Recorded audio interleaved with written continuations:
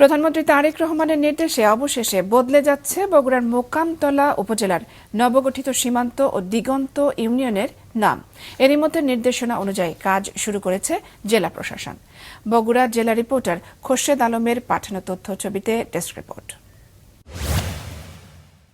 গত 11 জুন জারি হওয়া সরকারি প্রজ্ঞাপনে বগুড়ার শিবগঞ্জ ও নবগঠিত মোকামতলা উপজেলার 4টি নতুন ইউনিয়ন গঠন করে স্থানীয় সরকার ও পল্লী উন্নয়ন মন্ত্রণালয়। এর মধ্যে শিবগঞ্জে মীরবাড়ি এবং মোকামতলায় সীমান্ত, দিগন্ত ও স্বর্ণগ্রাম নামে 3টি ইউনিয়ন গঠন করা হয়।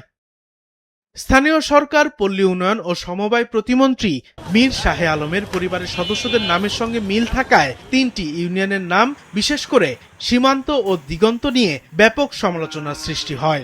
ফ্যাসিস্ট হাসিনা যেমন তার বাপের নামে দেশের বিভিন্ন জায়গায় বিভিন্ন কিছু তার নামকরণ করেছিল, এই ইউনিয়নগুলোতে সেটা আমরা দেখতে পাচ্ছি।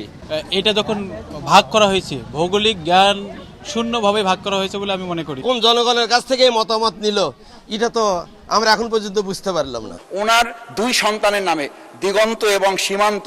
গেল সোমবার জাতীয় সংসদে বিরোধী দলীয় এমপি মাসুদ বিষয়টি তুলে ধরলে প্রতিমন্ত্রী একে কাকতালীয় বলে ব্যাখ্যা দেন। আর উপজেলা নির্বাহী কর্মকর্তার দাবি, স্থানীয়ভাবে যাচাই বাছাই করে নামকরণ করা হয়েছে।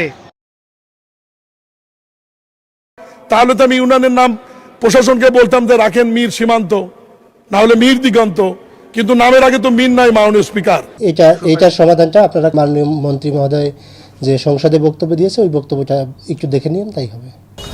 তবে সব সমালোচনার অবসান ঘটিয়ে প্রধানমন্ত্রী তারেক রহমান দিগন্ত ও সীমান্ত এই 2 ইউনিয়নের নাম পরিবর্তনের নির্দেশনা দেন।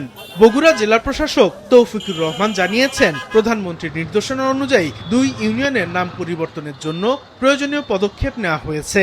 নতুন নাম ঠিক করতে স্থানীয় জনগণের মতামত, এলাকার ইতিহাস, ঐতিহ্যকে গুরুত্ব দিয়ে পুনরায় গণশুনানি হবে। এদিকে নামকাণ্ডে আলোচিত প্রতিমন্ত্রী মীর শাহে আলম এবং তার পরিবারের সদস্যদের নামে 10টি শিক্ষা প্রতিষ্ঠান রয়েছে।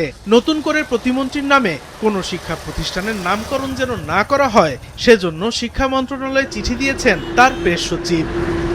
মাছরাঙা নিউজ ডেস্ক।